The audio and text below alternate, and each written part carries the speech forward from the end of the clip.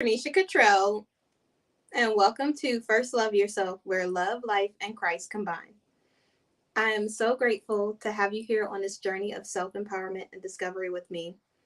In today's video, we're going to talk about, but wait. But before we get started, if you're new here, go ahead and give me a thumbs up and subscribe to the channel so you never miss out on more uplifting and empowering content like this. So get comfortable because we are about to get into it. Let's go. Okay. So earlier today, the whole gist of the situation. I always say I'm listening to sermons, listening to podcasts, etc. and so on. Why did I say it like that though? But anyways, so I'm listening to the sermon earlier and I'm listening to a few podcasts, and one of the things that stood out to me was waiting. And this is the season where I get so impatient. I just be like, God, any day now. Just kidding, no. But in my mind, sometimes that's how I really be. And so I have to really think, okay, I have to think thankful thoughts. I have to remember that it's not on my time, it's on God's time. And whatever it is I'm waiting for, if it's more money, if it's less, it won't be less money, but if it's whatever it is that I aspire to have in my life, I always have to remember to seek God first. I always have to remember that everything that I'm going through is for a reason. And it's not just so that God can just be torturing me. He's not just doing it just because he wants me to be waiting. He's doing it because he wants me to be in the potter's wheel and him to be shaping me into the person that he always knew that I could be in my life. And so earlier today, this young lady told the story about waiting and how she went shopping for a purse, and her she was getting a purse for Christmas or something like that, and there were sales. And so she goes into the store, and the person rings up the purse to check the price on a scanner and tells her the price of it, and it's on sale. And they're excited. They're getting the purse. They get up to the front of the line after waiting for a while because it's holiday season. The line is long. And at the front of the line, there's even more of a discount. And she said that God told her to tell a story that that's how it is for us in the waiting season. And I really needed that word so badly because I was really feeling like, man, it feels like I'm being so tempted. It feels like everything that could possibly be thrown at me is being thrown at me in this waiting season. It seems like I'm just getting so impatient when I was becoming more patient in my life. It seems like I'm waiting and I'm doing all the right things, and it just seems like I don't see the fruit of it yet. But the key word is yet, because it will surely come. Though it tarries, it will not tarry. It will surely come. And so sometimes we have to remember that every time we are in the waiting season, we have to remember that your blessing is coming, your favor is coming, the value that God is sending you, or the oil that's on you, is on everything that God has for you is on its way. And sometimes we get so impatient that we try to rush God, or we feel like we know better than God. We feel like we got to do whatever we want to do because we're waiting anyways. Like my excuse in the past, like couple months or so, was I'm gonna be waiting for whatever it is that God has for me anyways. Why not just do something in the meantime? Why not just go for the things that I want in the meantime instead of just waiting on God if God is telling me to wait? And that is so disobedient. Don't do what I did. And definitely wait, because God has so much more for you on the other side. Sometimes we forget the promise while we're in the waiting season, and usually that's where we're the most tempted. That's where the adversary will come and try to give us things that look like what we want. Like I'll be praying for things, and there's something that this person said on before previously who is religious as well, and they said that while you are waiting, that's when you're going to be tempted. That's when all of the things are going to come out of nowhere, and it's going to be used to try to distract you, destroy you, whatever else it is that it could possibly do. And as you're in this waiting season, it gets so hard and so uncomfortable because you always have to remember that when you're praying, the adversary hears your thoughts just like God hears it. Just like the adversary hears your prayers just like God hears your prayers. And so sometimes we forget that, and we get this job. We're like, we've been praying for another job or more money. God then really came through, and the whole time it's the adversary, because he wants you to spend less time with your family, because he wants you to miss out on church every Sunday, because he wants you to meet this guy at work that's not the person that you're with, because he wants you to be in all of these situations being tempted and in the wrong predicaments so that you could be distracted and not be in your full potential or your purpose. And sometimes we forget and we think that when adversary comes at us or spiritual warfare happens, it's going to look like disgusting and evil. But I think it's important for us to remember that when we are getting tempted, when things are happening in our life, most of the things that the adversary sends are going to look good. It's going to look like, it's going to look like the best thing ever, because Satan comes as an angel of the light. And sometimes we forget that. So when we're doing things in life, it looks more like a blessing than it looks like it's going to destroy us. But in time, it does destroy us. In time, it weakens our faith, it stills our joy, it kills our hope. It does all of these things to us, and we are not even noticing that it's even possible or that it's going to happen. We're thinking that, oh, well, this is just another thing, or this is something good. Oh, look at this blessing. Look at all this money. If the money didn't come from God, if the adversary is behind the money that you got, you are going to destroy yourself. You're going to use that money for all the wrong things. You're going to give it to all the wrong people. And one really great example of having something that you think is a blessing but really came from the adversary is when you give someone who's an addict money. You're thinking, oh, I got to help this person. And I'm not saying that you don't take them to a rehabilitation center or so on and so forth, but you give this person money and you're like, but I got to help them. And the whole time, that's the thing that ends up becoming their demise. That's the thing that takes them up out of here. And you're thinking that you're helping this person. And so I think it's really important for us to understand what a blessing truly is, to know that not every good thing comes from God and not every bad thing comes from the adversary. Sometimes the bad things come from God to build us, to build character, to build resilience, to build strength, so that we can prepare for the next level. Because if we don't have strength as we go into the next level, it's going to break us. God would never want to give us anything that's going to destroy us. He would want to make sure that we were completely prepared for whatever blessing it is that He has for us. And sometimes we forget that. Sometimes we feel like, oh, well, if God really loved me, He would give me this man, this job, this money, this car, whatever else it is. And then we start looking around and we take our eyes off the prize. We look at this person and that person and all these people online or wherever else you are in life, and you're like, but this person got a man in 3 months. Well, this person got a job and they barely even go to work. Well, this person got this amazing house. How come I don't have this amazing house? But you do have a place to live. You do have food and clothes on your back. You got all of the things that you need in life. And if you aspire to have more, that's great. But comparison is a thief of joy, says Teddy Roosevelt. Sometimes we forget that the joy is from within us. The joy comes from God because we are grateful and thankful for the things that we already have in life. We spend so much time waiting for the next thing and trying to hurry up and rush through life that we don't understand that our purpose is in the process as well as the destination. It's not just about, okay, well, I'm going to eventually be on a stage where it's sold out and I'm with all of these other famous speakers. It might start right here on YouTube or Facebook Live, where I'm just speaking live to people to try to inspire them.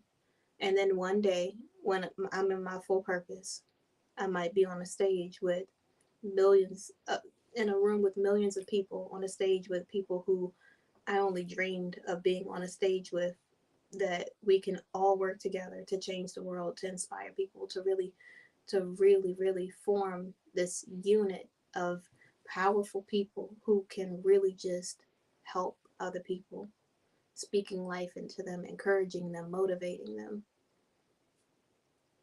You just never know when it's going to come. And sometimes we forget that in the waiting season, that's where the adversary does his best work. Because if you're like me, you get impatient and then you start settling for anything. And I don't settle for anything, but I start settling in some areas of my life. I'll start saying, well, if God hasn't given me this promotion in my business, maybe I will go and start working 6 different jobs just to make extra income, because God hasn't given me a blessing in this area yet, even though He said my business will be blessed. And then it might look like for someone else, maybe you settle for some guy because you don't want to wait for the man that God promised you. Because you're like, well, he's a nice guy. He does this and that. He's better than the other guys. Or he does this instead of this. Or he could be the guy that you prayed for, but he's not the guy that God has for you. And the whole time you're thinking, this is such a blessing. I've never been treated like this before in my life. Anything that's not from God is always going to be horrible. It's going to end horrible. It will look like rainbows and butterflies and everything that you want. And then the one thing that you truly desire will be the one thing that that person doesn't have.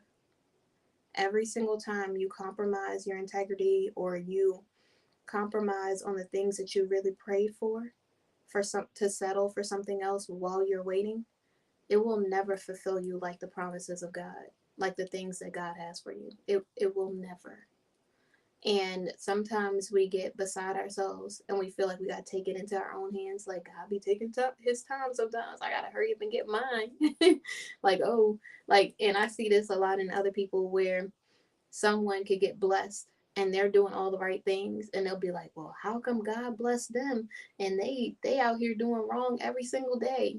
It's not about them doing wrong. Sometimes it's about just them putting forth an effort. It's the law of attraction or one of the other nature's laws. It has nothing to do with them being blessed. Or it could be God's grace. Maybe God's giving them grace in this season because they're eventually gonna fall, or maybe they will continue to be successful. Who knows? But we have to stop comparing our life to somebody else's because that's not our life. It's not our thing to carry. It has nothing to do with us. Whatever that person does in their life is on them. You got to live your life for you and control the things that you can control in your life by doing the best that you can and staying focused on God and waiting patiently. Because one thing that I always forget while I'm in the waiting season, and I try not to forget it. I try to stay positive. I try to stay focused. But every once in a while, I feel like, oh my goodness, maybe I'm not doing the right thing. Like the adversary will start putting thoughts into your mind to make you have cynicism and negative thoughts about how, well, maybe no one will ever see your worth because maybe it's just you and God that see your worth and nobody else will really see that you're valuable enough to do these things or to be this type of person that you would need them to be. Maybe no one will be able to step up to do what it is that they should be doing. And then it'll be maybe your business isn't going to, maybe you heard God wrong and you're not supposed to be doing a business inspiring people. Maybe you should just stop. Maybe maybe you really didn't hear God when he said that he's going to send you someone who is like nothing that you ever imagined, who is going to be someone that's going to treat you better than any person has ever treated you in your life, who is going to be all of the things that you prayed for and the things that you needed, not just the things that you wanted. Maybe you heard God wrong when he said that you were going to be married. Maybe you're supposed to be single. And the adversary will just keep planting all of these negative thoughts in your mind while you're waiting, because that's when he does his best work. That's when he can really pounce. That's when he can really try to distract you. That's when he can really make you doubt God. It's so funny because when life is life and you don't think about these things, you just think, oh my goodness, I just can't stop this thinking. I can't stop thinking negative. I can't stop this perpetual cycle of cynicism that's circulating in my brain. And then you remember the scripture of the sower, the gardener, or the person planting a seed. God goes in to plant a seed and he plants wheat. And the adversary comes right after him and plants weeds. When the weeds and the wheat are in the garden, they look the same. When they're starting to sprout up, they look similar until you really see it full grown. Then you can tell which one is a wheat and which one is a weed. But that's how it is in life. When God is sowing seed to produce your purpose, to bring the person into your life, to bless your business, to have untraceable value and blessings that he wants to put on your life, The adversary will come and he will give you doubt, a seed of doubt. It's up to us to remember who God is and remember that God is who he said he is. He's not a God that he should lie. He's not just trying to torture you and make you feel miserable in your life. He really does what's the best for you, and he's working things out in the background in the meantime. You have to not tarry. You have to constantly stay encouraged. You have to stay positive. You have to know that it doesn't matter if it's 164 men that you meet in 2.5 years and none of them feel like you are that valuable. You have to know that you're valuable and that you're valuable because God says that you're valuable. Because billions of things had to go right in order for you to be created in life. You have to know that you're more precious than rubies in a holy nation and a royal priesthood. You have to know exactly who you are inside and out so that when any person comes up to you to try to tell you who they think that you are, you always remember who you are. You can never forget who God says that you are. And this season of waiting, when you're waiting for your business, more success, a man, a woman, whatever it is that you're waiting for in your life, you cannot grow weary in doing good. For in due season you will reap a harvest if you faint not. You cannot give up. I don't know where we get this stinking thinking from, or where we get this seed of doubt that we just allow to just overpower our mind. We have to have this desire of faith. We have to think and grow rich. I'm not just trying to quote the book because I'm reading it, but no, seriously, that book is good. There's like some verbiage in it that's like a little like, but then it's like, and then it's like, oh, this is really knowledgeable, you know.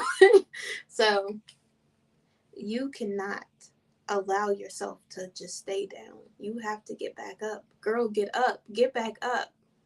Boy, man, young man, you have to get up. You are a leader. There's this woman that is waiting for you that knows that you could be everything that God intended for you to be in life.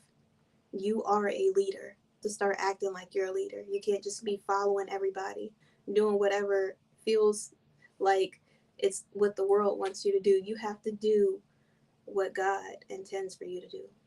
You have to be the best version of yourself so that this woman can be proud of you, can be pleased with you, can respect you. I honestly, any person that is a part of my life that has an opportunity to be a part of my life, it's going to be somebody that I respect. I will not be with anyone that I don't respect. And the same for me. I hope that God works on me and gets me to the level to where I can be the type of woman that this man would be proud of. That I can be healed enough to where I will be honored and respected and loved the right way. Loved like Christ loved the church. Like, it's about to be a whole thing. And in the meantime, you have to always remember who God says that you are. Never give up on yourself.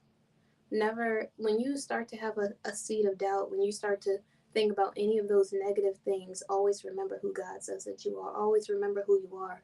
Keep saying that you're intelligent, that you're smart, that you're beautiful inside and out. Keep saying that you are the head and the tail, above only and not beneath. Keep saying that you are blessed coming and you are blessed going, that you are more than a conqueror. Keep saying that you that person. Like, you got to really know that you know that you know that you know who you are. When it doesn't matter who says what, when they say it, how they gonna say it, you got to remember who you are. You cannot give up on yourself. You got to keep believing in yourself. Do not give up. There are people that are counting on you. There are children that are counting on you. There are your generations to come are counting on you. Your legacy that you're going to leave behind is counting on who you are right now. You cannot give up. It doesn't matter how meek it looks. It doesn't matter how bad it looks around you. You got to keep your eye focused on the prize. You got to remember that you're doing this for a purpose. You got to remember that you're here for a reason. You got to remember that everything that you're doing is for an intention. For there is a reason for everything that you are doing in life. Everything fits this perfect puzzle of your life that is all puts together to form your destination.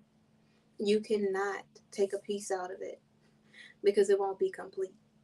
You have to continue to stay focused because your destiny is waiting on you. The person is waiting on you. The job, your business, all of the things in life are waiting on you. You are the only thing standing in your way. Get out of your way so that God can work, because He's got things to do, and it's going to be amazing. So don't be discouraged. Keep the hope, keep the faith. Just know that even if you can't see it, it's possible and it will happen. So thank you so much for watching. Go ahead and give me a thumbs up and subscribe to the channel, and I will see you guys tomorrow. Good night.